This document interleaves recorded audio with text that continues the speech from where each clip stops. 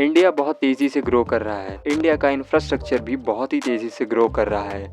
But इस तेज़ी से ग्रो होते इंडिया में कई सारे ऐसे इंफ्रास्ट्रक्चर प्रोजेक्ट्स हैं जो कि बिल्कुल ही यूज़लेस हैं। और आज इस वीडियो में हम बात करेंगे उन टॉप 3 इंफ्रास्ट्रक्चर प्रोजेक्ट्स की जो कि यूज़फुल साबित नहीं हो पाए हैं। तो चलिए जानते हैं कि वो कौन से 3 प्रोजेक्ट हैं जो सबसे ज़्यादा यूज़लेस है। नंबर 3 पर है central Vista project. Central Vista India का न्यू पार्लियामेंट है जो कि 20,000 करोड़ की लागत में बना है। बट जब ये बना तब देश में कोविड जैसी महामारी चल रही थी और 20,000 करोड़ इस पे स्पेंड करने से अच्छा उस समय कई सारे ऑक्सीजन सिलेंडर्स और बाकी सुविधा प्रोवाइड करने में इस्तेमाल किए जा सकते थे। उसी के अलावा कई सारे इंजीनियर्स ने कहा अगर पुराने पार्लियामेंट्स में प्रॉब्लम थे तो भी उसे रेनोवेट करके अगले 20 से 30 साल तक यूज़ किया जा सकता था। बट गवर्नमेंट ने तब एक न्यू पार्लियामेंट बनाने का सोचा जिसपे 20,000 करोड़ इंडियन टैक्स पेयर्स के मनी से वेस्ट किए गए। तो चलिए अब हम चलते हैं नंबर 2 की ओर। नंबर 2 पर है हमारे पास Statue of Unity. Statue of Unity जो कि दुनिया का सबसे टॉलेस्ट स्टैचू है और जिसे ऑनरेबल सरदार वल्लभ भाई पटेल के नाम पे बनाया गया है, वो करोड़ों इंडियंस के लिए एक प्राइड की बात है।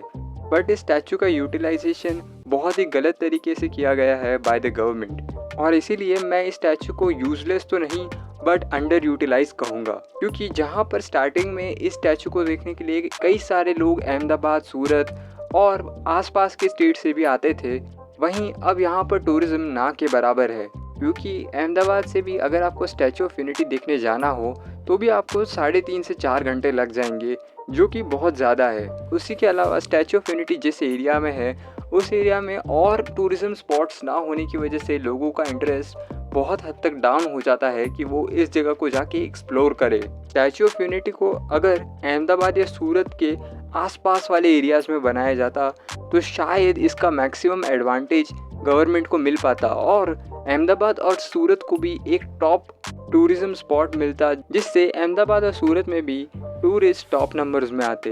और इसी वजह से मैंने इस लिस्ट में इसे नंबर 2 रखा है, क्योंकि ये बहुत ही अंडर यूटिलाइज्ड है। तो चलिए अब हम चलते हैं नंबर 1 की ओर और नंबर 1 पर एक नहीं कई सारे दावेदार हैं, क्योंकि नंबर 1 पर है ghost airports of India. Ghost airports India में बहुत ही कॉमन है क्योंकि ये न्यूली बिल्ड एयरपोर्ट्स टियर 2 या टियर 3 सिटीज़ में बनाए गए हैं और इन्हें ऐसी जगह बनाया गया है जहाँ पर लोग एयरप्लेन से ट्रैवल करते ही नहीं हैं और इसी वजह से ये मेरी लिस्ट में नंबर 1 है।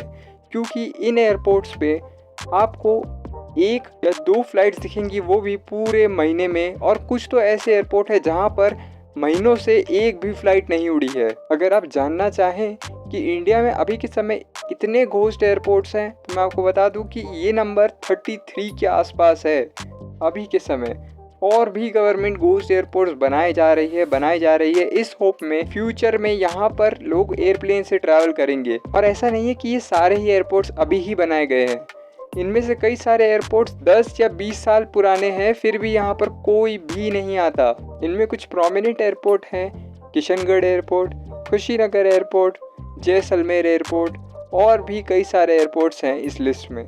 हो सकता है आने वाले फ्यूचर में यहाँ पर एयर ट्रैफिक बढ़े और लोग एयरप्लेन से आना जाना शुरू करें, but in next 5 to 10 years भी इस चीज़ का कोई होप नहीं है कि ये एयरपोर्ट अच्छे से यूटिलाइज हो पाएंगे। ये अब तक का सबसे ज़्यादा यूजलेस एक्सपेंस है। आई होप आज का वीडियो आपको अच्छा लगा होगा। अगर अच्छा लगा है तो प्लीज़ लाइक कीजिए और इस चैनल को सब्सक्राइब कीजिए।